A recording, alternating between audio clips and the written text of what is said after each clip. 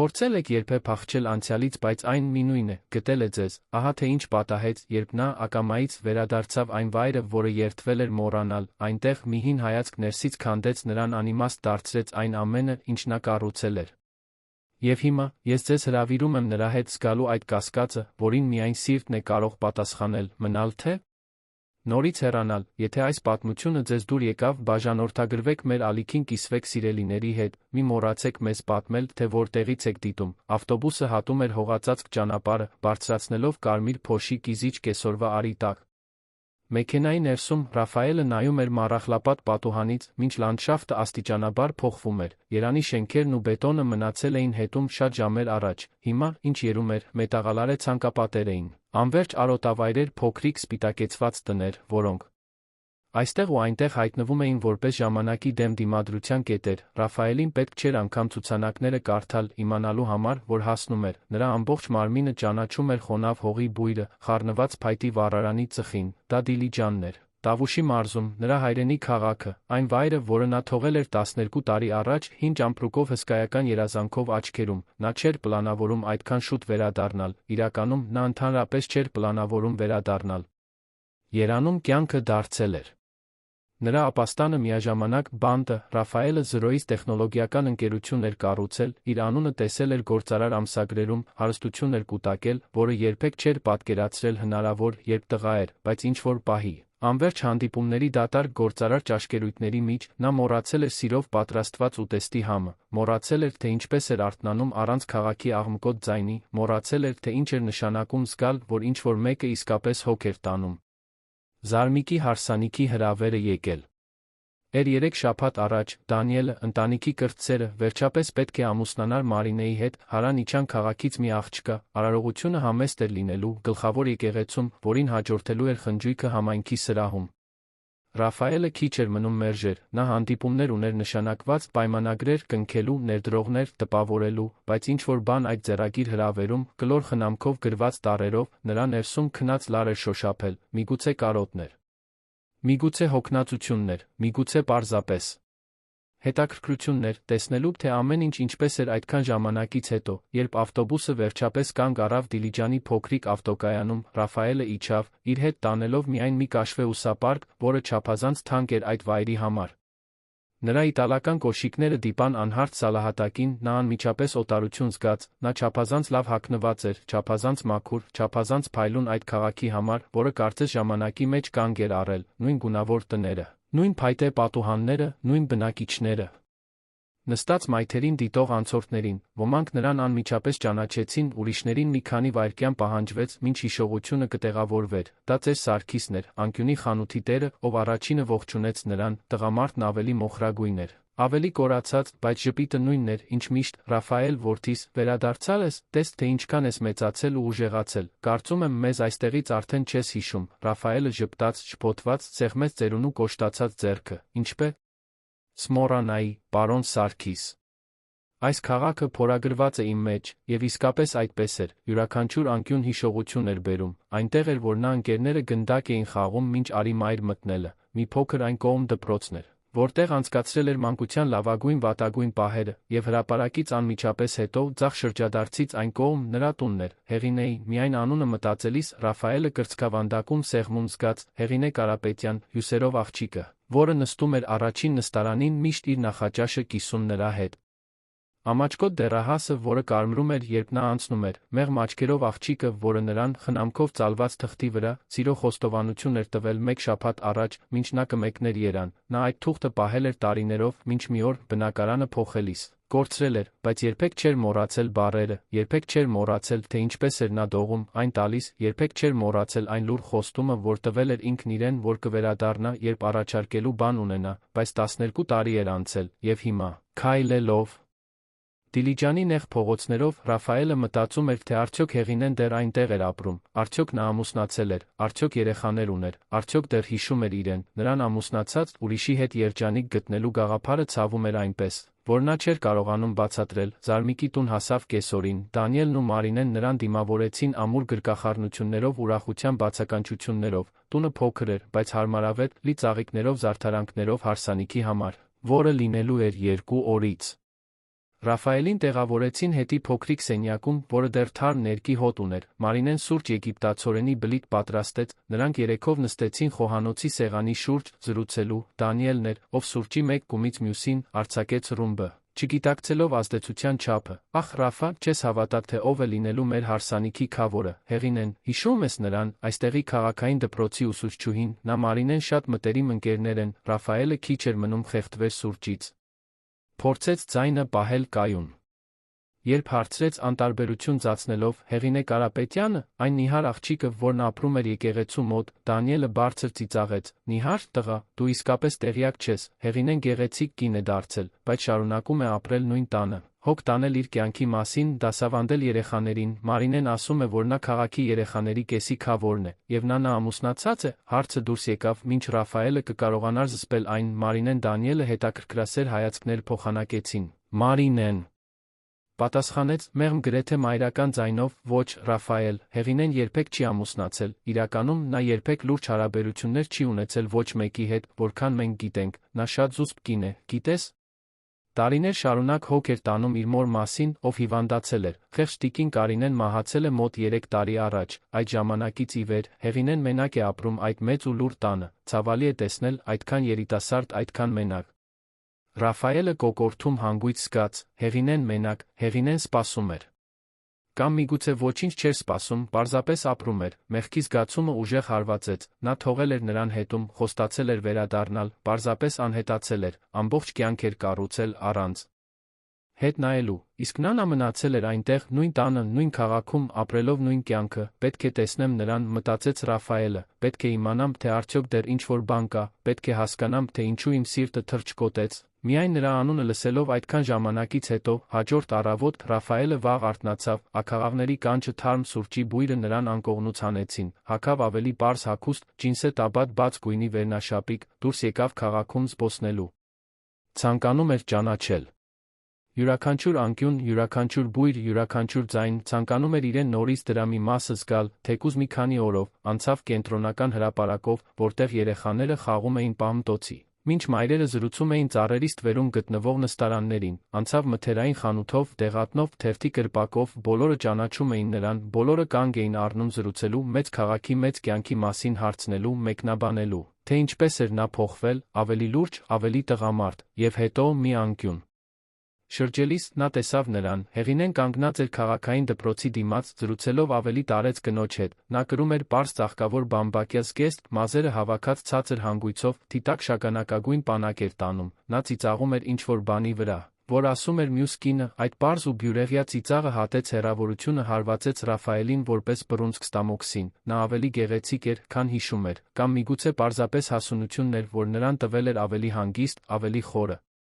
գեղեցկություն, նրա աչքերում ինչ-որ բան կար, նույնիսկ հեռվից, որը ճառագում էր բարություն գրեթե աննկատ տխրություն, կարծես նա իր վրա էր կրում հետ մնալու բեռը, մինչ ամբողջ աշխարհը շարունակում էր առաջ գնալ, Ռաֆայելը կանգնած էր այնտեղ, մի քանի մետր հեռավորության վրա, առանց մոտենալու համարձակության, ինչ կասեր նա, ինչպես կբացատրեր 12 տարվա լռությունը, ինչպես կարդարացներ այն, որ ամբողջ կյանք էր ապրել, առանց անգամ նամակ, հեռախոսազանգ կամ նշան ուղարկելու, որ դեռ հիշում էր նրան, բայց Հեղինեն կարծես զգալով հայացքի ծանրությունը, դանդաղ շրջվեց դեպի նա, նրանց աչքերը հանդիպեցին, ամբողջ աշխարհը կարծես կանգ առավ, նա գունատվեց, բանակը սահեց նրա ձեռքերից անձայն ընկավ գետնին, նրա կողքի կինը վախեցած նայեց, բայց Հեղինեն անգամ չնկատեց։ Նա գերված էր այդ հայացքով, այդ լուռ վերամիավորումով, որն ամեն ինչ ասում էր, առանց բառերի կարիքի, Ռաֆայելը կատարեց առաջին քայլը, հետո երկրորդը, եւ երբ գիտակցեց կանգնած էր հենց նրա դիմաց, այնքան մոտ, որ կարող էր զգալ նրա միշտ օգտագործած նարտոսի նուրբ բույրը։ Հեղինեն դողում էր, նրա շրթունքները շարժվեցին, բայց ոչ մի ձայն դուրս չեկավ, Ռաֆայելն էր, ով խախտեց լռությունը, հույզից խռպոտ ձայնով, ողջույն, Հեղինե, նա թարթեց աչքերը, կարծես երազից արթնանալով, վերջապես կարողացավ խոսել, բարակ դողդոջուն ձայնով, Ռաֆայել, դու վերադարձել ես, վերադարձել եմ, որքան ժամանակով, նա պատասխանը չգիտեր, նա ծրագրել էր մնալ ընդամենը մի քանի օր, հարսանիքի համար Երան վերադառնալու համար, բայց հիմա, նայելով այդ աչքերին, որոնք կարծես կյանքի սպասում էին։ Գրում Ռաֆայելն այլս ոչինչի մեջ վստահ չէր, դեռ չգիտեմ, եկել եմ Դանիելի հարսանիքին, գիտեմ, ես քավորն եմ, նրանց միջ անհարմար լռություն տիրեց, Հեղինեի կողքի կինը, զգալով պահի ինտենսիվությունը, մրմնջաց մի արդարացում զուսպ հեռացավ։ Ռաֆայելն ու Հեղինեն մնացին այնտեղ, կանգնած մայթի մեջտեղում, աշխարհը պտտվում էր նրանց շուրջը, մինչ նրանք մնում էին գերված այդ ակնթարթում։ Հեղինեն էր, ով տեսանելի ջանքով փորձեց վերականգնել ինչ-որ նորմալություն, դու տարբեր ես, ավելի հասուն։ Ռաֆայելը ժպտաց. Տխուր ժպիտով, 12 տարին դա է անում մեզ հետ, իսկ դու գեղեցիկ ես, Հեղինե, նա խիստ կարմրեց, հայացքը շեղեց, Ռաֆայելը հասկացավ, որ այդ ժեստը հենց նույնն էր, ինչ դեռահասության տարիներին, Հեղինեն այդքան էլ չէր փոխվել։ Նա դեռ այն ամաչկոտ աղջիկն էր, որին ճանաչել էր, պարզապես ծերացած ժամանակի հանգամանքների պատճառով։ Մենք պետք է խոսենք, ասաց Ռաֆայելը շտապողականությամբ, որը ինքն անգամ չէր սպասում զգալ, կարող ենք սուրճ խմել, կամ միասին ճաշել, Հեղինեն վարանեց։ Նրա աչքերը հույզերի հորցանուտ էին բացահայտում, վախ, հույս, անվստահություն, ցանկություն, վերջապես նա գլխով արեց, գրեթե աննկատելիորեն, վաղը, դասերից հետո, կարող ենք հանդիպել հրապարակի սրճարանում, ես այնտեղ կլինեմ, նա թեքվեց, ընկած բանակը վերցնելու։ Ռաֆայելը օգնեց նրան, մի կարճ ակնթարթով նրանց ձեռքերը դիպան, կարծես էլեկտրական հոսանք անցավ երկուսի մարմիններով, Հեղինեն արագ հեռացավ, շտապ հրաժեշտ տվեց գրեթե վազելով մտավ դպրոց, Ռաֆայելը մնաց այնտեղ, կանգնած մայթին, սիրտը անկանոն բաբախում էր։ Ինչ էր նոր։ Պատահել, ինչու։ Էրնազգում, կարծես նորից 16 տարեկան լիներ, ինչու։ Էր այդ պարզ շոշափումը նրա մեջ արթնացրել մի բան, որը երանում ոչ մի կին երբեք չէր կարողացել, վերադարձավ Զարմիկի տուն, էմոցիոնալ ցնցման մեջ, Դանիելն անմիջապես նկատեց ժամանակ չկորցրեց կատակելու համար, արդեն հանդիպել ես Հեղինեին, այնպես չէ։ Ռաֆայելը պարզապես գլխով արեց, չկարողանալով թաքցնել ներքին հորցանուտը, Դանիելը ծիծաղեց, գլուխը թափահարելով, տղա, դու նույն հիմար սիրահարված դեմքն ունես, ինչ 15 տարեկանում, 12 տարի հեռու բավական էր նրան մեկ անգամ տեսնելը, որ ամեն ինչ գլխիվայր շրջվեր, այնպես չէ, այդպես չէ, իհարկե այդպես է, եւ գիտես ինչ, Հեղինեն էլ երբեք չի մոռացել քեզ, Մարինեն ինձ պատմեց, որ նա մինչ օրս քո շատ բաներ է պահում, լուսանկարներ, գրություններ, հուշեր, նա երբեք չի կարողացել առաջ շարժվել, քանի որ գերված էր անցյալով, գերված քեզանով, բացահայտումը ռումբի պես ընկավ Ռաֆայելի վրա, Հեղինեն հուշեր էր պահել, Հեղինեն առաջ չէր շարժվել, Հեղինեն սպասել էր, կամ ավելի վատ, Հեղինեն կանգ էր առել ժամանակի մեջ, անկարող լիարժեք ապրելու, քանի որ նրա մի մասը դեռ պատկանում էր այն տղային, ով հեռացել էր, այլս չէր վերադարձել, մեղքը, որ Ռաֆայելն այժմ զգում էր, խառնվում էր մի տարօրինակ, գրեթե պարզունակ զգացողության, տիրապետման պատասխանատվության, նա պետք է շտկեր դա, պետք է իմանար, թե իրականում ինչ էր պատահել Հեղինեի հետ այդ բոլոր տարիներին, պետք է հասկանար, թե արդյոք դեռ հնարավորություն կար վերակառուցելու այն, ինչ կորել էր, գիշերը երկար էր անքուն, Ռաֆայելը պառկեց հյուրասենյակի նեղ մահճակալին, նայելով մութ առաստաղին, մինչ մանկության դեռահասության հիշողությունները ներխուժում էին նրան, հիշեց Հեղինեի հետ ուսումնասիրած կեսօրները դպրոցի բակում գտնվող մանգոյի ծառի տակ, հիշեց ամաչկոտ հայացքները, զսպված ժպիտները, լուռ խոստումները, որոնք դեռահասները տալիս են, երբ դեռ հավատում են, որ սերը կարող է հաղթել ամեն ինչ, բայց նա հեռացել էր, ընտրել էր հաջողությունը, փողը, կարիերան, եւ հիմա, ամեն ինչ ձեռք բերելով, աշխարհը իր ոտքերի տակ ունենալով, Ռաֆայելը մտածում էր, թե արդյոք ամենակարևորը չէր կորցրել ճանապարհին, արդյոք չէր թողել հետում միակ բանը, որն իսկապես կարևոր էր, հաջորդ օրը լուսացավ պարզ արոտ, Ռաֆայելը խնամքով հագնվեց, ընտրելով պարզ, բայց էլեգանտ հագուստ, ցանկանում էր ներկայանալի լինել, առանց ամբարտավան թվալու, ցանկանում էր, որ Հեղինեն տեսներ նրան, ինչպես նա իսկապես էր, ոչ թե որպես Երանի հաջողակ գործարար, այլ որպես այն տղան, ով մի օր հեռացել էր, սիրտը սեղմված, հրապարակի սրճարան հասավ պայմանավորված ժամից 15 րոպե առաջ, ընտրեց մի սեղան անկյունում, մուտքի դիմաց, նարնջի հյութ պատվիրեց։ Նրա մատները նյարդայնորեն թմբկահարում էին սեղանին, ինչ կասեր նա, ինչպես կսկսեր այդ զրույցը, Հեղինեն ժամանեց ճշգրիտ ժամին, նա մտավ սրճարան չափված քայլերով, շուրջը նայեց մինչ նրան գտնելը, քայլեց դեպի նա կրում էր նույն բամբակյա զգեստը, բայց բաց էր թողել մազերը, որոնք նուրբ ալիքներով ընկնում էին ուսերին, այսպես նա էլ ավելի գեղեցիկ էր, ավելի ազատ, ավելի ինքն իրեն, նրանք նստեցին իրար դիմաց, պատվիրեցին սուրճ պանրով հացի հետ, եւ հետո, վերջապես, սկսեցին զրուցել։ Ժամեր շարունակ զրույց էր, ժամեր խնամքով,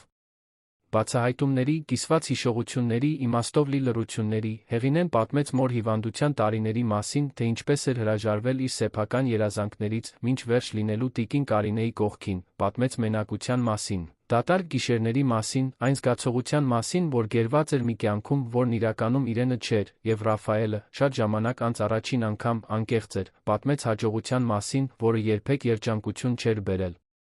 Պատմեց դատարկ հարաբերությունների մասին, անընդհատ Տեղից դուրս լինելու զգացողության մասին, ինչ-որ բան փնտրելու մասին, որը երբեք չէր գտնում, պատմեց, թե ինչպես այդ բոլոր տարիներին երբեք չէր կարողացել լիովին մոռանալ այն հյուսերով աղջկան, ով իր սիրտը ծալված թղթի վրա էր առաջարկել։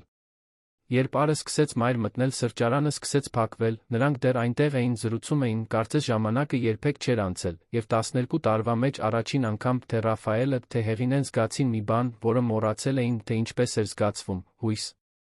Վերամիավորումից հետո հաջորդ օրերը տարօրինակ երազի պես էին, որից Ռաֆայելը չէր ցանկանում արթնանալ։ Դանիելի Մարինեի հարսանիքը տեղի ունեցավ շաբաթ օրվա տաք արի տակ, գլխավոր եկեղեցում, որը ծաղիկների խնկի հոտ ուներ։ Հեղինեն գեղեցիկ էր որպես քավոր, բաց կապույտ զգեստով, որն ընդգծում էր նրա աչքերը։ Արարողության ընթացքում Ռաֆայելը չէր կարողանում աչքերը կտրել նրանից, եւ երբ հայացքները հանդիպեցին, այն պահին, երբ քահանան հայտարարեց նորապսակներին ամուսին կին, նրանց միջ անցավ մի լուռ, բայց հզոր բան, մի խոստում, որը նրանցից ոչ ոք դեռ չէր համարձակվում բառերով արտահայտել։ Խնջույքը աշխույժ էր, համայնքի սրահը զարդարված էր գունավոր դրոշակներով, տնական ուտեստներով լի սեղաններով, կենդանի երաժշտություն կար, ակորդեոն, վիոլա, երեխաներ էին վազվզում սեղանների մեջ, տիկնայք բամբասում էին անկյուններում, այն ջերմ մթնոլորտը, որը միայն հայկական գյուղական վայրերն են կարող ստեղծել։ Ռաֆայելն իրեն գրկախառնությունների, հարցերի, հետաքրքրությունների մեջ էր գտնում, բոլորը ցանկանում էին իմանալ նրա կյանքի մասին, երանում, բիզնեսի, հաջողության մասին, բայց նա քաղաքավարի կերպով պատասխանում էր նվազագույնը։ Նրա ուշադրությունը միշտ ուղղված էր Հեղինեին, ով շրջում էր հյուրերի միջ, բարի ժպիտներով, քաղցր խոսքերով։ Քավորների բարի ժամանակ էր, որ Ռաֆայելը վերջապես հնարավորություն ունեցավ դիպչել նրան։ Ավանդույթը պահանջում էր, որ քավորներն ու քավորները բացեին պարահրապարակը նորապսակներից հետո։ Հեղինեն վարանեց, երբ Ռաֆայելը ձեռքը մեկնեց, բայց վերջում համաձայնեց։ Եվ երբ նա գրկեց, նրանք գոտկատեղից սկսեցին դանդաղ պտտվել ռոմանտիկ երաժշտության ներքո շուրջբոլորի աշխարհը պարզապես անհետացավ։ Նա լարված էր նրա ձեռքերում, թեթակի դողում էր։ Ռաֆայելը կարող էր զգալ նրա սրտի արագ բաբախյունը, կարող էր տեսնել կարմրությունը նրա այտերին, կարող էր զգալ ջանքը, որ նա գործադրում էր։ Նրա աչքերին չնայելու համար, հանգստացիր, Հեղինե, ես եմ, միայն ես։ Նա վերջապես նայեց նրան, այդ հայացքում այնքան անասելի բաներ կային՝ վախ, ցանկություն, անվստահություն, հույս։ Ռաֆայելը մտածում էր, որ երբեք այդքան ճշմարտություն չէր գտել որևէ մեկի աչքերում։ Հեղինեն չգիտեր ծածնել, չգիտեր թաքցնել, նա թափանցիկ էր, հում, իրական, դու լավ ես պարում, մրմնջաց նա, դա գրեթե աղջկա նման էր, ով առաջին անգամ էր խոսում այն տղայի հետ, ում հիանում էր, եւ դու գեղեցիկ ես, բառերը դուրս եկան առանց ֆիլտրի, անմիջապես սրտից։ Հեղինեն էլ ավելի կարմրեց, հայացքը շեղեց, Ռաֆայելը զգաց, որ պետք է դանդաղ գործեր, նա սովոր չէր հայտարարություններին, հաճոյախոսություններին, այն ինտենսիվությանը, որը նա զգում էր։ Դա նման էր փխրուն թանկարժեք բանի հետ գործ ունենալուն, որը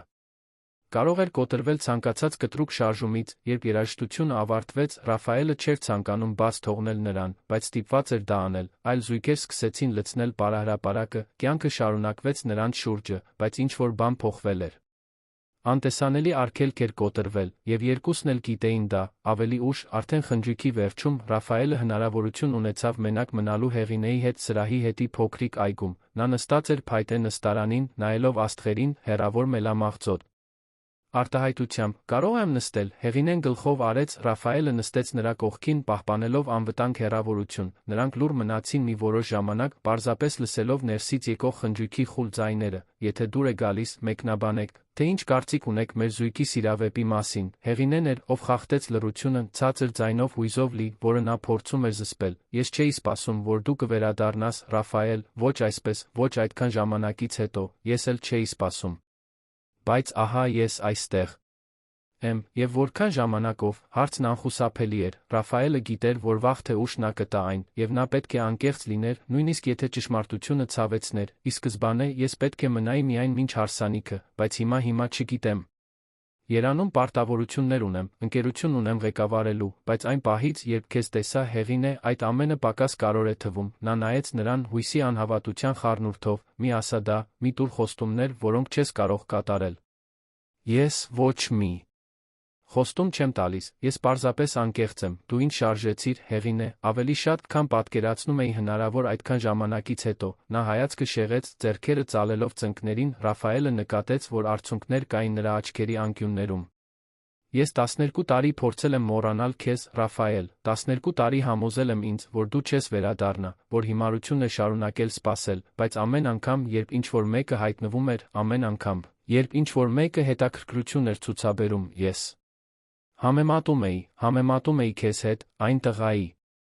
հետ, որ դու էիր, այն զգացմունքի հետ, որ զգացել էի քո հանդեպ, եւ ոչ ոք երբեք մոտ չէր եկել, ոչ ոք խոստովանությունը դուրս եկավ ձայնի թելով, լիհին խորը ցավով, Ռաֆայելը կրծքավանդակում սեղմում զգաց, նա ցանկանում էր գրկել նրան, ցանկանում էր ասել, որ ամեն ինչ լավ կլինի, որ նա հիմա այստեղ է, այլս չի գնա, բայց դա սուտ կլիներ, եւ Հեղինեն արժանի էր ավելիին, քան ստերին, ես շատ եմ ցավում, Հեղինե, շատ եմ ցավում, որ հեռացա առանց հետ նայելու, շատ եմ ցավում, որ կապ չպահեցի, ես երիտասարդ էի, ես ասեր կենտրոնացած միայն ինձ վրա, կարծում էի, որ ավելի լավ կլինի կապերը կտրել, զրոյից սկսել, բայց ես երբեք չեմ մոռացել քեզ, դու միշտ այստեղ էիր, նա դիպավ կրծքին սրտի վրա, Հեղինեն վերջապես նայեց նրան, արցունքները հիմա ազատորեն հոսում էին, ուրեմն ինչ ենք անում հիմա, ծածնում ենք, թե այս ամենը կարևոր չէ, նորից գնում ենք յուրաքանչյուր սիրտ ճանապարհով, չգիտեմ, բայց գիտեմ, որ չեմ ցանկանում վատնել այս հնարավորությունը, ոչ նորից, Ռաֆայելը ձեռքը մեկնեց Հեղինեն, երկար վայրկյաններ վարանելուց հետո բռնեց այն, դա փոքր, սառը, դողդոջուն ձեռք էր, բայց երբ նրանց մատները միահյուսվեցին, Ռաֆայելը զգաց, որ անվերջ թանկարժեք բան էր պահում, նրանք վերադարձան խնջույքին, ձեռք ձեռքի, եւ թե ոչ ոք բացահայտորեն ոչինչ չէր ասել, բոլորը նկատեցին. Ամբողջ քաղաքը նկատեց, եւ հաջորդ օրը ամբողջ Դիլիջանը խոսում էր Ռաֆայելի Հեղինեի վերամիավորման մասին, Ռաֆայելը որոշեց երկարացնել իր կեցությունը, զանգահարեց Երանում գտնվող իր գործընկերոջը, Արմենին, հորինեց մի պատճառ, ընտանեկան հարցեր լուծելու անհրաժեշտության մասին։ Մնաց, վարձեց մի փոքրիկ սենյակ քաղաքի կենտրոնում գտնվող հյուրատանը, սկսեց ապրել գյուղական վայրի դանդաղ ժամանակով, վաղ էր արթնանում, սուրճ էր խմում, հացի փռում, զբոսնում էր փողոցներով, զրուցելով բնակիչների հետ, միշտ մի միջոց էր գտնում Հեղինեի հետ հանդիպելու, նա առավոտյան կեսօրին դասեր էր տալիս, Ռաֆայելը սկսեց սպասել նրան դպրոցի ելքի մոտ, առաջարկում էր ընկերակցություն տուն քայլելու համար, աստիճանաբար, ամաչկոտորեն, նրանք մոտեցան միմյանց։ Այդ մոտեցման մեջ կար նրբություն, փոխադարձ հոգատարություն, կարծես երկուսն էլ գիտեին, որ գործ ունեին փխրուն բանի հետ, որը կարող էր ցանկացած պահի կոտրվել, այդ շաբաթվա հինգշաբթի օրն էր, որ Հեղինեն վերջապես նրան հրավիրեց իր տուն, դա հին շինություն էր, հաստ պատերով, փայտե պատուհաններով, դիմացը վարդերով լի այգի հետում հսկայական մանգոյի ծառով բակ, ներսից տունը նարդոսի հոտ ուներ, այն մանրակրկիտ կազմակերպվածությունն ուներ, որը հատուկ է չափազանց երկար մենակ ապրող մարդկանց, Հեղինեն սուրճ պատրաստեց, տնական եգիպտացորենի բլիթ մատուցեց։ Նրանք նստեցին խոհանոցի սեղանի շուրջ, հենց այնտեղ, այդ պարզ հարմարավետ միջավայրում, Ռաֆայելը սկսեց հասկանալ Հեղինեի կյանքի չափը, յուրաքանչյուր առարկա ուներ իր տեղը, յուրաքանչյուր սենյակ անթերի մաքուր էր, բայց այդ պատերում կար շոշափելի մենակություն։ Մի բացակայություն, որը ծանր էր օդում, դու այստեղ մենակ ես ապրում այն օրվանից, երբ մայրդ մահացավ, Հեղինեն գլխով արեց, անուշադիր խառնելով սուրճը, 3 տարի արդեն, սկզբում շատ դժվար էր, տունը չափազանց մեծ էր թվում, չափազանց դատարկ, մտածում էի վաճառել, տեղափոխվել ավելի փոքր բնակարան, բայց չկարողացա, այստեղ շատ հիշողություններ կան, լավ-վատ, եւ ի վերջո դա այն ամենն է, ինչ մնացել է ինձ, իսկ դու երբեք չես մտածել քո կյանքը վերակառուցելու մասին, քո սեփական ընտանիք կազմելու մասին։ Նա տխուր ժպտաց, մտածել եմ, շատ անգամ, բայց ամեն անգամ, երբ ինչ-որ մեկը մոտենում էր, ես հեռավորություն էի ստեղծում, միշտ մի պատճառ կար, որ չափազանց շուտ էր, որ պետք էր հոգ տանել մորս մասին, որ պատրաստ չէի, բայց ճշմարտությունն այն է, որ ես երբեք չեմ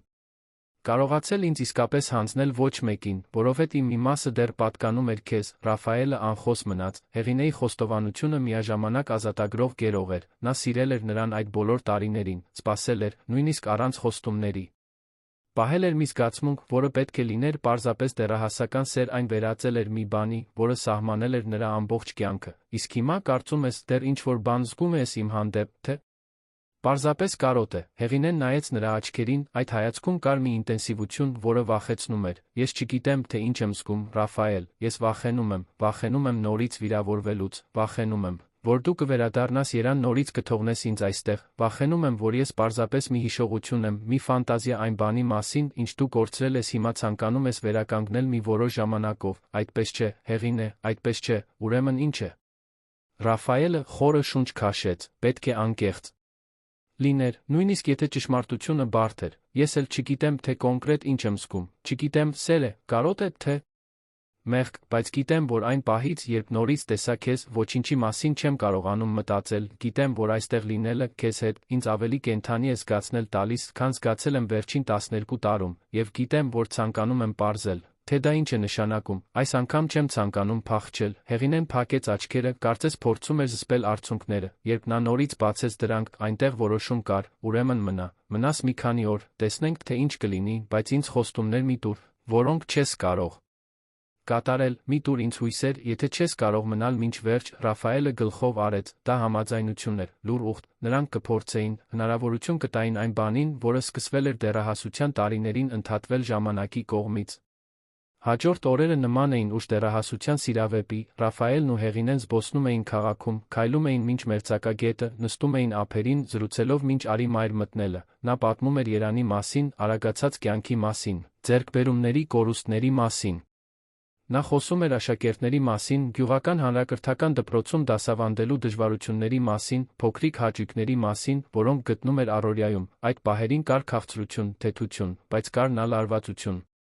Ֆիզիկական լարվածություն, էմոցիոնալ լարվածություն, նրանք դեռ չէին համբուրվել, հազիվ էին դիպչում իրար, կարծես երկուսն էլ վախենում էին հատել այդ գիծը, դա չափազանց իրական, չափազանց կոնկրետ բանի վերածելուց, շաբաթ կեսօրին էր, քաղաքի մերձակա ջրվեժի մոտ քայլելիս, որ ամեն ինչ փոխվեց, նրանք նստած էին մի քարի վրա, ոտքերը սառը ջրում, լսելով հոսանքի ձայնը, Հեղինեն հանել էր կոշիկները բաց թողել մազերը, նա հանգիստ էր, ժպտում էր, ավելի թեթ, քան Ռաֆայելը նրան տեսել էր վերադառնալուց ի վեր, ես մոռացել էի, թե որքան լավ է սա, ասաց նա, նայելով ջրին, պարզապես այստեղ լինելը, առանց շտապելու, առանց անհանգստությունների, դա այն է, ինչպես աշխարհը պետք է միշտ լինի, բայց այդպես չէ, Ռաֆայել, դու դա գիտես ավելի լավ, քան ցանկացած ուրիշը, նա շրջվեց դեպի նա։ Հանկարծ մոտիկությունը գրեթե անտանելի էր, Հեղինեն նայեց նրան, այդ հայացքում կար լուր հրավեր, կամ միգուցե դա պարզապես նրա մեկնաբանությունն էր, բայց Ռաֆայելը չկարողացավ դիմադրել, նա դանդաղ թեքվեց, ժամանակ տալով նրան հեռանալու, եթե ցանկանար։ Բայց նա չհեռացավ, մնաց այնտեղ անշարժացած, աչքերը կիսափակ սպասելով, երբ Ռաֆայելի շրթունքները դիպան նրա շրթունքներին, կարծես ամբողջ աշխարհը լռեց, համբույրը մեղմ էր, վարանող, գրեթե անարատ, բայց այն իր մեջ կրում էր 12 տարվա սպասում, կարոտ, անասելի սեր։ Հեղինեն ամաչկոտորեն պատասխանեց, նրա ձեռքերը դողում էին, դիպչելով նրա դեմքին, եւ երբ նրանք բաժանվեցին, երկուսն էլ անշնչացած էին, սրտերը արագ բաբախում էին, նա դեմքը թաքցրեց ձեռքերում, ամաչկոտ, Ռաֆայելը մեղմ ծիծաղեց, նրբորեն հեռացնելով նրա մատները, մի թաքնվիր ինձանից, Հեղինե, ես չգիտեմ դա անել, մրմնջաց նա, աչքերը փայլում էին չթափված արցունքներով, չգիտեմ սիրահարվել, չգիտեմ ինձ հանձնել, ես վախենում եմ, ես էլ եմ վախենում, բայց միասին կբացահայտենք, լավ։ Նա գլխով արեց, Ռաֆայելը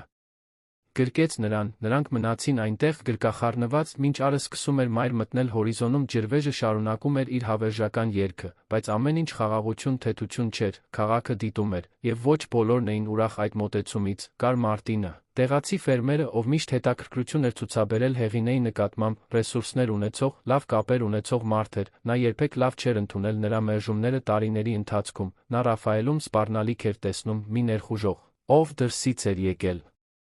Գողանալու այն, ինչ նա համարում էր իրենը ժամանակի համբերության իրավունքով, Մարտինը սկսեց ավելի հաճախ հայտնվել Հեղինեի տանը, օգնություն առաջարկելով վերանորոգման հարցում, նվերներ բերելով, ակնարկներ անելով, թե որքան լավ կլիներ, եթե նա վերջապես համաձայնվեր ընտանիք կազմել քաղաքի մեկի հետ, ով չէր հեռանա, Հեղինեն քաղաքավարի, բայց վճռականորեն միշտ մերժում էր, բայց Ռաֆայելը նկատում էր լարվածությունը, նկատում էր Մարտինի հայացքները, այն ձը, թե ինչպես էր նա իրեն դիրքավորում որպես մրցակից, որպես թաքնված սպառնալիք, եւ կար նա Երանի ճնշումը, նրա գործընկերը Արմենը ամեն օր զանգահարում էր, պահանջելով նրա վերադարձը, կային պայմանագրեր ստորագրելու, կարևոր հանդիպումներ, որոշումներ, որոնք չէին կարող սպասել, Ռաֆայելը հետաձգում էր, պատճառներ հորինելով, հեռակա աշխատելով հյուրատան փոքրիկ սենյակից, բայց գիտեր, որ չէր կարող անվերջ հետաձգել, մի երեկո, Դանիելի Մարինեի տանը ճաշելիս, հարցը վերջապես բացվեց, Մարինեն, ճշմարիտ ընկերոջ անկեղծությամբ, նայեց Ռաֆայելին ուղիղ հարցրեց. Ռաֆայել, դու վերադառնալու ես Երան, թե մնալու ես, տիրող լռությունը ծանր էր, Հեղինեն նստած Ռաֆայելի կողքին, գունատվեց, բոլորի աչքերը նրա վրա էին, սպասելով մի պատասխանի, որը նա ինքն անգամ չուներ, ես դեռ չեմ որոշել, բայց դու պետք է որոշես, պնդեց Մարինեն։ Որովհետև դա արդար չէ Հեղինեի նկատմամբ դա թողնել օդում, նա արդեն չափազանց շատ է տառապել, նա ավելի շատ անորոշությունների արժանի չէ, Ռաֆայելը նայեց Հեղինեին, ով աչքերը սեղել էր ափսեին, անկարող նրան նայելու, նա գիտեր, որ Մարինեն ճիշտ էր, գիտեր, որ պետք է որոշում կայացներ։ Բայց դա մի որոշում էր, որն ամեն ինչ կփոխեր, մնալ նշանակում էր հրաժարվել այն կյանքից, որը նա կառուցել էր, բիզնեսից, հաջողությունից, հեռանալ նշանակում էր նորից թողնել Հեղինեին հետում, ոչնչացնելով ցանկացած հնարավորություն, որ նրանք դեռ ունեին։ Ես կլուծեմ դա, ասաց նա, ավելի շատ Հեղինեին, քան մյուսներին, խոստանում եմ, բայց խոստումներն այլս բավարար չէին, Հեղինեին հարկավոր էին հաստատություններ, և Ռաֆայելին հարկավոր էր գտնել համարձակությունը կատարելու այն ընտրությունը, որն ընդմիշտ կփոխեր իր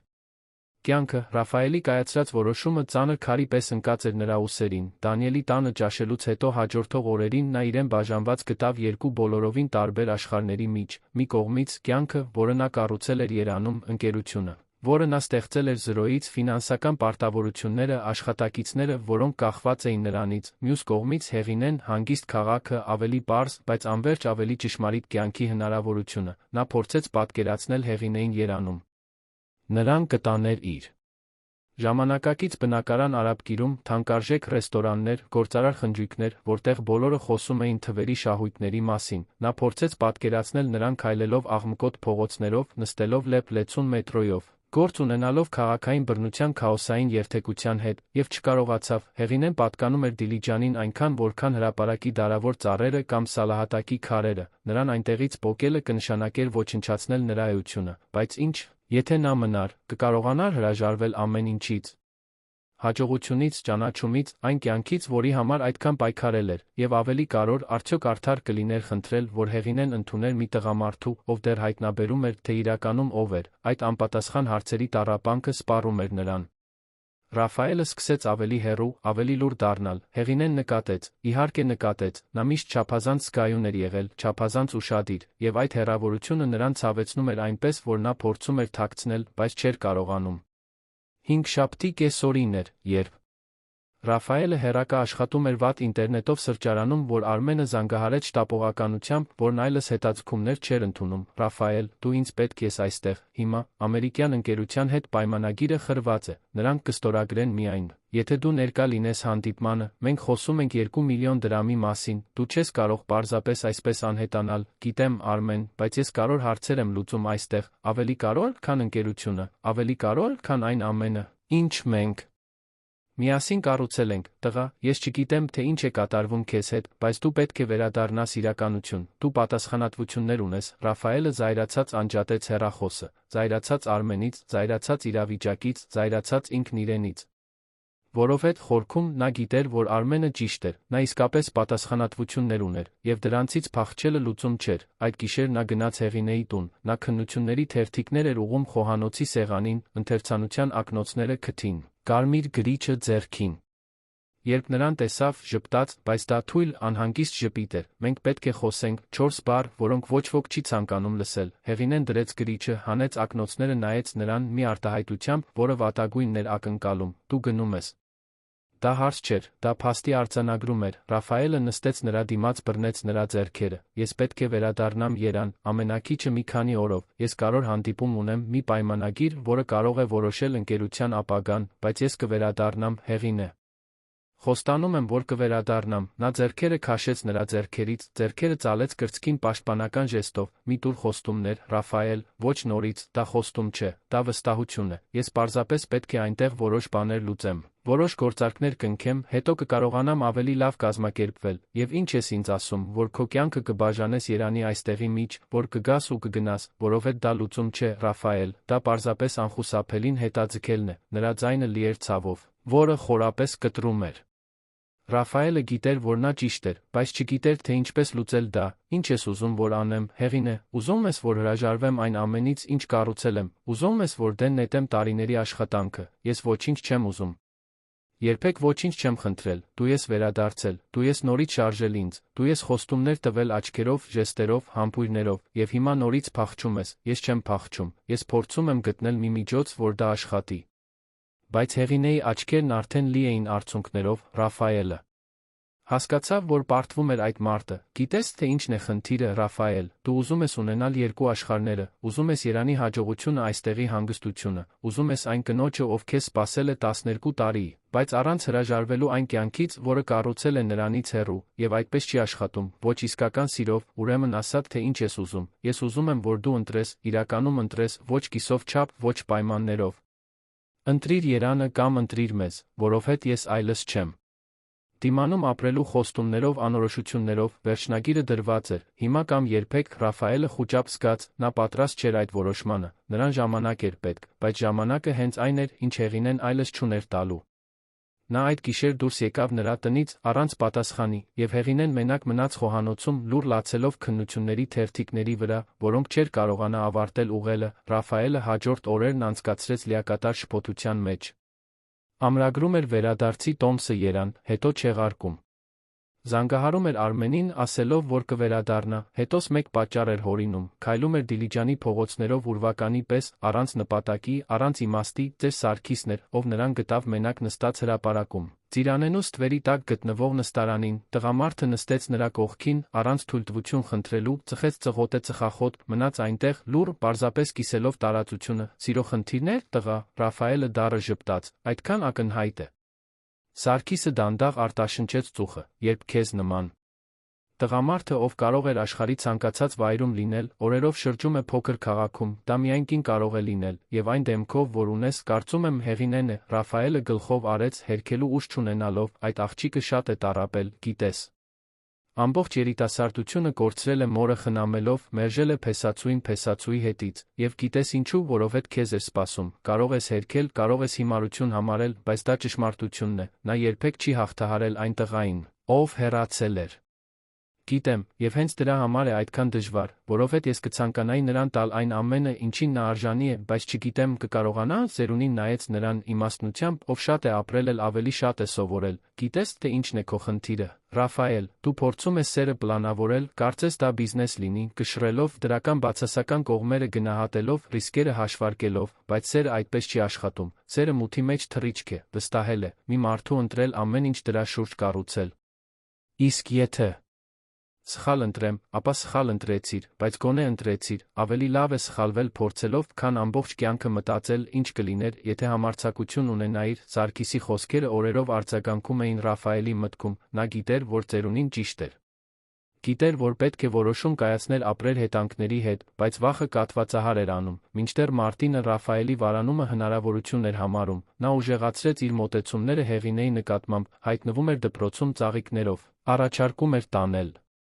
Բերել, խոսում էր այն մասին, թե որքան լավ կլիներ, եթե նա վերջապես համաձայնվեր ինչ-որ բան կառուցել հուսալի մեկի հետ, ով չէր հեռանա, մեկի հետ, ով իսկապես ճանաչում էր նրան, Հեղինեն քաղաքավարի մերժում էր, բայց պնդումը սկսում էր անհանգստացնել նրան, եւ մենակությունը, գումարած Ռաֆայելի հետ անորոշության ցավը, նրան խոցելի էր դարձնում, մի կեսօր, մեկ մերժումից հետո Մարտինը կորցրեց համբերությունը, նա Հեղինեին անկյուն քշեց դպրոցի դռան մոտ, մի արտահայտությամբ, որը խառնում էր ցանկությունն ու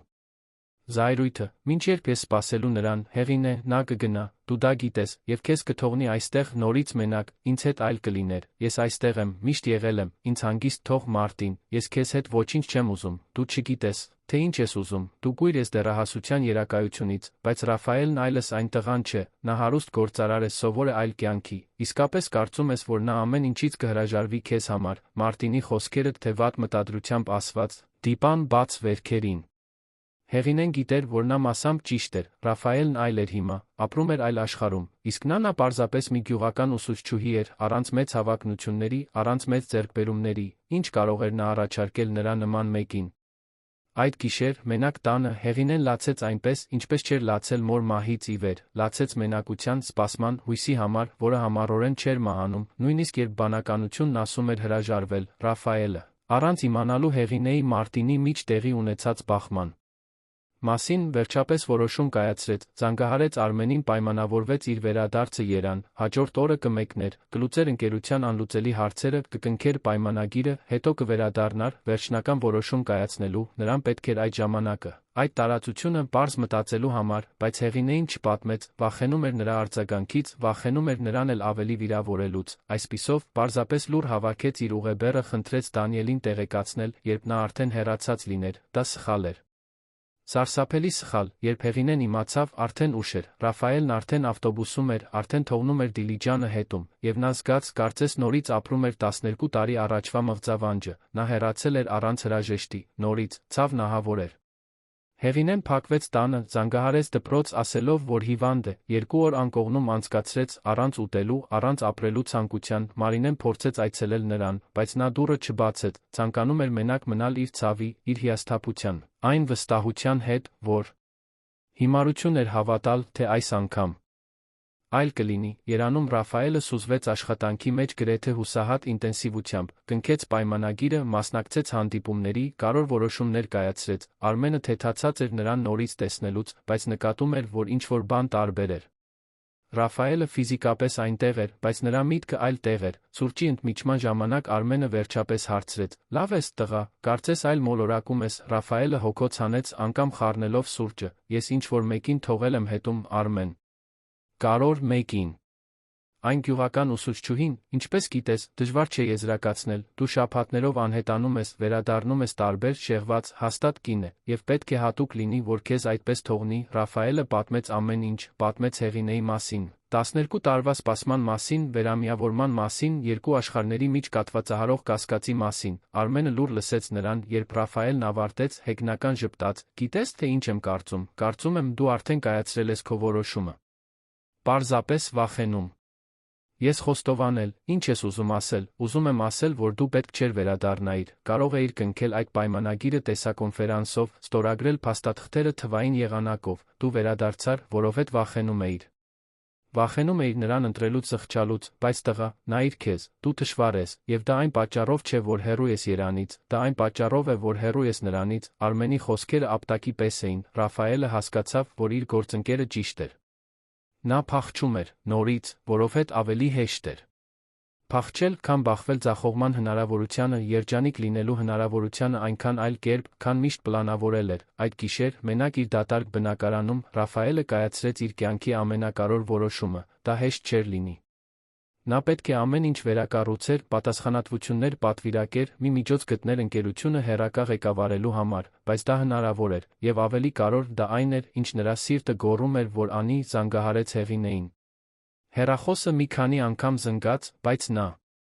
չպատասխանեց, նորից փորձեց, ոչինչ, հաղորդագրություններ ուղարկեց, առանց պատասխանի, սկսեց խուճապ զգալ, իսկ եթե ուշ լիներ, իսկ եթե նա հրաժարվեր, իսկ եթե իր վախկոտությամբ նա վերջապես կոտրեր այն, ինչ դեռ մնացել էր նրանց մեջ։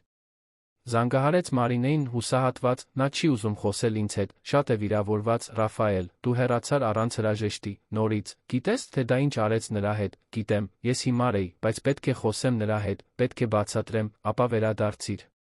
Հեռախոսով բացատրությունը օգուտ չի տա, վերադարձիր, ցույց տուր նրան, որ այս անգամ այլ է, ցույց տուր արարքներով, ոչ թե բառերով։ Ռաֆայելն անջատեց հեռախոսը, առանց երկար մտածելու, սկսեց հավաքել իր ուղեբեռը, նա չէր սպասի մինչ հաջորդ առավոտ, չէր սպասի անգամ 1 ժամ։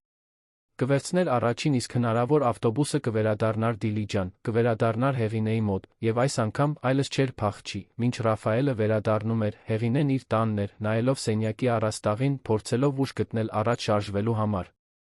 Նա այնքան էր լացել, որ այլս արցունքներ չուներ, հիմա մնացել էր միայն մի դատարկություն, խորը հոգնածություն, վստահություն, որ պետք էր վերջապես թողնել Ռաֆայելին, թաղել այդ սերը, մեկընդմիշտ փորձել վերակառուցել իր կյանքը։ 12 տարվա մեջ առաջին անգամ Հեղինեն լրջորեն մտածեց Մարտինի հրավերն ընդունելու մասին, ոչ թե սիրուց, այլ հոգնածությունից, հրաժարվելուց, պարզապես ցանկանալով դադարել տառապելուց, գրեթե կեսգիշեր էր, երբ ինչ-որ մեկը թակեց նրա դուռը։ Հեղինեն մտածեց չպատասխանել, բայց թակոցների համառությունը նրան ստիպեց վեր կենալ, բացեց դուռը, պատրաստ դուրս հանելու ով էլ որ լիներ, և գտավ Ռաֆայելին։ Նա քրտնած էր, հագուստը կնճռոտված, մազերը խճճված, աչքերը կարմիր հոգնածությունից, բայց այդ հայացքում կար մի վճռականություն, որը նա երբեք չէր տեսել նախկինում։ Ես վերադարձել եմ, Հեղինեն ցանկացավ փակել դուռը, ցանկացավ նրան հեռու ուղարկել, բայց չկարողացավ, մնաց այնտեղ կանգնած նայելով այդ մարդուն, ով համառորեն քանդում վերակառուցում էր իր աշխարհը։ Ինչու Ռաֆայել, ինչու։ Վերադարձար, որովհետև սիրում եմ քեզ, եւ որովհետև վերջապես հասկացա, որ կապ չունի, թե որտեղ եմ, կապ չունի, թե ինչ ունեմ, դրանցից ոչ մեկը ոչինչ արժեք չունի առանց քեզ, եւ հենց այնտեղ, այդ տան դռան մոտ, ուշ գիշերին, ամեն ինչ փոխվեց։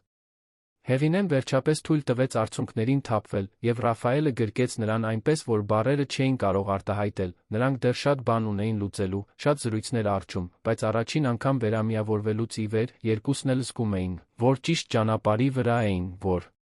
այս անգամ, վերջապես, այլս փախուստներ չեն լինի։ Արածակը Ռաֆայելին Հեղինեին գտավ տան պատշգամբում նստած, ծածկոցներով փաթաթված, սուրճ խմելով, մեղմորեն զրուցելով, նրանք ամբողջ գիշեր արթուն էին անցկացրել, ամեն ինչ պարզաբանելով, յուրաքանչյուր կասկած հեռացնելով, յուրաքանչյուր վախի դիմագրավելով, եւ երբ արը վերջապես ճեղքեց հորիզոնը, երկուսն էլ գիտեին, որ ինչ-որ հիմնարար բան էր փոխվել նրանց միջ, Ռաֆայելը պատմեց իր ծրագրերը, բացատրեց, որ պատրաստվում է վերակառուցել ընկերությունը, ավելի շատ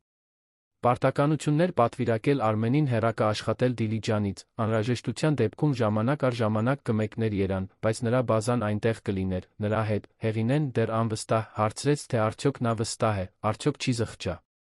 Արդյոք իսկապես կկարողանա ապրել շարժումից, եռուզերից, այն ամենից հեռու, ինչ կառուցել էր, եւ Ռաֆայելը, խորը նայելով նրա աչքերին, պատասխանեց մի համոզմունքով, որը կասկածների տեղ չէր թողնում. Ես կայսրություն եմ կառուցել, Հեղինե, ես ունեմ փող, ճանաչում, հաջողություն։ Բայց դրանցից ոչ մեկը ինձ երջանիկ չդարձրեց, դրանցից ոչ մեկը չլցրեց այն դատարկությունը, որը ես կրում եմ այստեղից հեռանալուց ի վեր, այն պահից, երբ թողեցի քեզ, ես չեմ ցանկանում կյանքիս մնացած մասն անցկացնել մտածելով, թե ինչ կարող էր լինել։ Ես ցանկանում եմ ապրել սա, քեզ հետ, այստեղ, բառերը խորը դիպան, Հեղինեն վերջապես թույլ տվեց իրեն հավատալ, որ Ռաֆայելն անկեղծ էր, որ այս անգամ նա չէր փախչի, որ նրանք իրական հնարավորություն ունեին միասին երջանիկ լինելու։ Հաջորդ օրերին Ռաֆայելն իր ծրագիրը գործի դրեց այն վճռականությամբ, ով այլս ժամանակ չուներ կորցնելու, վարձեց մի տուն Հեղինեի նույն փողոցում, հին, բայց հմայիչ շինություն, որը վերանորոգման կարիք ուներ, պայմանագիր կնքեց տեղացի որմնադիրների հետ, կահույք գնեց Հարան իջան քաղաքից սկսեց այդ տարածքը վերածել իսկական տան, ամբողջ քաղաքը հետում էր, հետաքրքրասեր հույսով լի, Ռաֆայելի վերադարձը նրա հետաքրքրությունը ուսուցչուհու նկատմամբ դարձան հիմնական թեման զրույցների շրջանակներում, Տիկին Սարգսյանը, ամենաբամբասող Հարանուհին, բաց չէր թողնում հնարավորությունը մեկնաբանելու, ով ուզում էր լսել, միշտ գիտեի, որ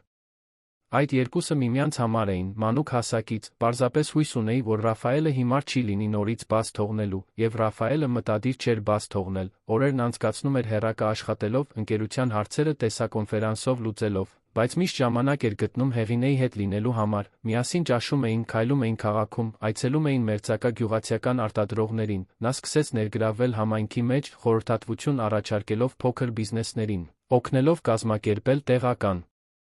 արտադրողների կոոպերատիվ ներդրումներ կատարելով կայուն զարգացման նախագծերում, Հեղինեն նրան դիտում էր այդ գործունեություններում, հպարտության զարմանքի խառնուրդով, նա հայտնաբերում էր մի Ռաֆայելին, ում չէր ճանաչում, հասուն, իրավասու, առատաձեռն տղամարդ, բայց միաժամանակ նա նրա մեջ ճանաչում էր այն տղային, ով թողել էր Դիլիջանը, էությունը նույնն էր, եւ դա նրան ստիպում էր ավելի շատ սիրել, բայց ամեն ինչ ծաղիկներ չէին, Մարտինը, տեսնելով իր ծրագրերի փլուզումը, ուժեղացրեց իր փորձերը սաբոտաժի ենթարկելու հարաբերությունները, տարածեց լուրեր, թե Ռաֆայելը շուտով կվերադառնա Երևան, որ դա պարզապես անցողիկ սեր էր, որ Հեղինեն կզղջա նրան վստահելու համար, նրա քույրը Գայանեն, դառը նախանձոտ կինը, միացավ զրպարտչական արշավին, պատմություններ հորինելով Ռաֆայելի անցյալի մասին Երևանում, ակնարկելով սիրավեպերի դավաճանությունների մասին, Հեղինեն սկզբում փորձում էր անտեսել, բայց թունավոր խոսքերը գտնում էին իրենց ճանապարհը դեպի նա, կասկածի սերմեր սերմանելով, մի կեսօր, անթիվ անգամ լսելուց հետո, որ Ռաֆայելը սիրուհի ուներ Երևանում, նա դիմեց նրան, նրանք նրա տանն էին, որն արդեն գրեթե պատրաստ էր, Ռաֆայելը ներկում էր հյուրասենյակի պատը, մինչ Հեղինեն օգնում էր նրան դարակներում գրքեր դասավորելով, մարդիկ շատ բաներ են խոսում քո մասին։ Ռաֆայելը դրեց վրձինը շրջվեց դեպի նա, ինչպիսի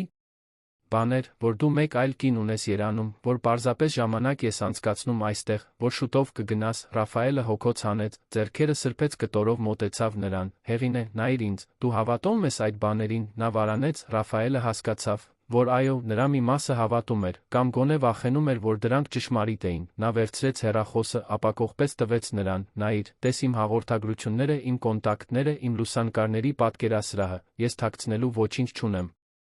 Երբեք լուրջ։ Հարաբերություններ չեմ ունեցել Երանում, հարաբերություններ ունեցել եմ, այո, չեմ ստի, բայց դրանք բոլորը մակերեսային էին, դատարկ, ոչինչ չի համեմատվում նրա հետ, ինչ զգում եմ քո հանդեպ, Հեղինեն վերցրեց հեռախոսը, բայց չնայեց, պարզապես բռնեց, նայելով Ռաֆայելին արցունքոտ աչքերով, կներես, ես գիտեմ, որ չպետք է բամբասանքներին ականջ դնեմ, բայց դժվար է, ես այնքան եմ վախենում նորից վիրավորվելուց, Ռաֆայելը գրկեց նրան, այդ գրկախառնության մեջ կար այն ամբողջ անվտանգությունը, որը նրան պետք էր։ Ես հասկանում եմ քո վախը, և կյանքիս մնացած մասն անցկացնելու եմ ապացուցելով, որ կարող ես վստահել ինձ, և դա էր, ինչ նա արեց, ամեն օր, փոքր մեծ ժեստերով, Ռաֆայելը ցույց էր տալիս իր հանձնառությունը, ծաղիկներ էր տանում Հեղինեին դպրոց։ Ընթրիք էր պատրաստում նրա համար, վերանորոգում էր բաներ նրա տանը, ճանաչում էր նրա աշակերտներին, մասնակցում էր դպրոցական միջոցառումներին, դառնում էր այդ համայնքի մի մասը իսկական անկեղծ կերպով, նրանց միջ հարաբերությունները հասունացան, խորացան։ Այլս այդքան ամաչկոտ չէին, ավելի հաճախ էին համբուրվում, ավելի բնական էին դիպչում իրար, բայց Հեղինեն դեռ լիովին չէր հանձնվել, կար մի անտեսանելի արգելք, մի վերջին պաշտպանություն, որը նա չէր կարողանում իջեցնել, Ռաֆայելը հարգում էր, չէր ճնշում, գիտեր, որ նրան ժամանակ էր պետք էր բացարձակապես վստահ լինել նախքան այդ քայլն անելը, և նա պատրաստ էր սպասել այնքան, որքան անհրաժեշտ էր, Մարինեն էր, ով Հեղինեի հետ անկեղծ զրույցում օգնեց նրան այլ կերպ տեսնել իրերը։ Դու արդար չես գործում նրա նկատմամբ, Հեղինե, ոչ էլ քո նկատմամբ, Ռաֆայելն այստեղ է, ամեն ինչ ճիշտ է անում, բայց դու շարունակում ես նրան հեռու պահել, սպասելով, որ նա սխալվի, որ հաստատի քո վախերը, այդպես չեն աշխատում հարաբերությունները, ես վախենում եմ, Մարինե, իսկ եթե նա ձանձրանա ինձանից։ Իսկ եթե հասկանա, որ սխալ եմ գործել, իսկ եթե չհասկանա, իսկ եթե դուք միասին երջանիկ լինեք, դու կվատնես այս հնարավորությունը, վախենալով այն բանից, ինչ կարող է կամ չի կարող պատահել, Մարինեի խոսքերը արձագանքեցին, և Հեղինեն հասկացավ, որ Մարինեն ճիշտ էր, նա սաբոտաժի էր ենթարկում իր սեփական երջանկությունը, այնքան էր սովորել տառապելուն, որ չգիտեր, թե ինչպես վարվել երջանիկ լինելու հնարավորության հետ, որոշեց փոխվել, որոշեց իսկապես ռիսկի դիմել, հունիսը եկավ իր ավանդական տոներով։ Դիլիջանը պատրաստվում էր մեծ հունիսյան տոնին, տարվա ամենասպասված իրադարձությանը, համայնքի սրահը կզարդարվեր, կլիներ ավանդական ուտելիք, քառանկյուն պար, խարույկ, երաժշտական ելույթներ, ամբողջ քաղաքը մասնակցում էր, Հեղինեն, ինչպես միշտ, կազմակերպիչներից մեկն էր, Ռաֆայելը օգնեց նրան նախապատրաստական աշխատանքներում, նրանք տաղավարներ տեղադրեցին, դրոշակներ կախեցին, ձայնը փորձարկեցին, և մինչ նրանք կողք կողքի աշխատում էին, Հեղինեն հասկացավ, թե ինչպես էր ամեն ինչ այդքան ճիշտ թվում։ Ինչպես էր Ռաֆայելը կատարելապես տեղավորվում իր կյանքում, իր քաղաքում, իր աշխարհում, խնջույքի գիշերը պարզ աստղազարդ էր, սրահը լեփ-լեցուն էր, եգիպտացորենի փաթիլների տակ գինու հոտով, երեխաները ուրախ վազվզում էին, տղամարդիկ խոսում էին խմբերով, կանայք մատուցում էին ուտելիք, խմիչք, կար երաժշտություն, ծիծաղ, այն պարզ ուրախությունը, որը միայն գյուղական տոներն են կարող ապահովել, Հեղինեն գեղեցիկ էր, գունավոր չիթես գեստով բաց թողած մազերով, Ռաֆայելը չէր կարողանում աչքերը կտրել նրանից, և երբ սկսվեց քառանկյուն պարը, նա նրան քաշեց պարելու, նա գիտեր, որ դա պահն էր, նրանք նախորդ շաբաթներին այլ զույգերի հետ միասին փորձել էին խորեոգրաֆիան, քառանկյուն պարը աշխույժ էր ընթանում, ձգողի կողմից բղաված հրամաններով, համաժամանակյա քայլերով, պտույտներով, ծափահարություններով, Ռաֆայելը մեխանիկորեն պարում էր, սիրտը անկանոն բաբախում էր, միտքը մտքում փորձում էր այն, ինչ պատրաստվում էր անել, պարի կեսին, երբ բոլորը շրջան կազմեցին, սկսեցին ձեռք ձեռքի պտտվել, Ռաֆայելը բաց թողեց Հեղինեի ձեռքը, կանգնեց կենտրոնում։ Երաժշտությունը շարունակվեց մի քանի վայրկյան, մինչ ակորդեոնահարը կնկատեր կկանգներ, սրահը լռեց, բոլորի աչքերը շրջվեցին դեպի Ռաֆայելը, շփոթված, Հեղինեն, դեռ շրջանում, վախեցած նայեց, ինչ էր նա անում, Ռաֆայելը խորը շունչ քաշեց, սկսեց խոսել, բավական բարձր, որ բոլորը լսեն։ Կներեք տոնը ընդհատելու համար, բայց կա մի բան, որ պետք է անեմ, այլս չեմ կարող սպասել, նա քայլեց դեպի Հեղինեն, ով գունատ էր, ձեռքերը դողում էին, նա բռնեց նրա ձեռքերը, խորը նայեց նրա աչքերին, շարունակեց, Հեղինե, ես քեզ թողեցի 12 տարի առաջ, դա իմ երբեք կայացրած Ամենավատ որոշումն էր, ամբողջ այդ տարիներն անցկացրել եմ փորձելով լրացնել մի դատարկություն, որը միայն դու կարող էիր լրացնել, ես կառուցեցի մի կյանք, որը դրսից կատարյալ էր թվում, բայց ներսից լիովին դատարկ էր, և երբ վերադարձա այստեղ, երբ նորից տեսա քեզ, հասկացա, որ երբեք չպետք է հեռանայի, արցունքներն արդեն հոսում էին Հեղինեի դեմքով, ամբողջ սրահը լիակատար լռության մեջ էր, բոլորը շունչները պահած, Ռաֆայելը բաց թողեց նրա ձեռքերից մեկը, բոլորի զարմացած հայացքի ներքո ծնկի իջավ. Դու ինձ սպասեցիր։ Նույնիսկ առանց խոստումների, նույնիսկ առանց երաշխիքների, պահեցիր մի սեր, որին ես արժանի չէի, և հիմա, ես ցանկանում եմ կյանքիս մնացած մասն անցկացնել արժանի լինելով այդ սիրուն, ես ցանկանում եմ ամեն օր արթնանալ քո կողքին։ Ես ցանկանում եմ ընտանիք կազմել քեզ հետ, ես ցանկանում եմ ծերանալ այստեղ, այս քաղաքում, քեզ հետ։ Նա գրպանից մի փոքրիկ տուփ հանեց, բացեց այն, բացահայտելով պարզ, բայց գեղեցիկ մատանի, Հեղինե Կարապետյան, կհամաձայնվեք ամուսնանալ ինձ հետ։ Հաջորդած լռությունը տեց ընդամենը մի քանի վայրկյան, բայց թվում էր հավերժություն, Հեղինեն արդեն բացահայտ լացում էր, ձեռքերը ծածկում էին դեմքը, անկարող խոսելու, Ռաֆայելը սկսեց խուճապ զգալ, իսկ եթե նա ոչ ասեր, իսկ եթե ուշ լիներ, բայց հետո Հեղինեն գլխով արեց, մեկ անգամ, երկու անգամ, և վերջապես կարողացավ խոսել, հույզից կտրված ձայնով, այո, այո, ես համաձայն եմ, սրահը պայթեց ծափահարություններով, բացականչություններով, սուլոցներով, Ռաֆայելը վեր կացավ, մատանին դրեց Հեղինեի դողդոչուն մատին համբուրեց նրան, ինչպես երբեք չէր համբուրել նախկինում, դա խոստումներով, ճշմարտությամբ, ապագայով լի համբույր էր, և երբ նրանք բաժանվեցին, երկուսն էլ ծիծաղում լացում էին միաժամանակ, խնջույքը էլ ավելի աշխույժ շարունակվեց, բոլորը ցանկանում էին գրկել նորապսակներին, շնորհավորել, խորհուրդներ տալ, տիկին Սարգսյանը ուրախությունից լացում էր, ասելով, որ միշտ գիտեր, Սարգիսը հպարտորեն սեղմեց Ռաֆայելի ուսը, Դանիելն ու Մարինեն միասին գրկեցին նրանց, ուրախ, որ մասնակից էին այդ պատմությանը, նույնիսկ Մարտինը, պարտված, բայց արժանապատիվ, մոտեցավ.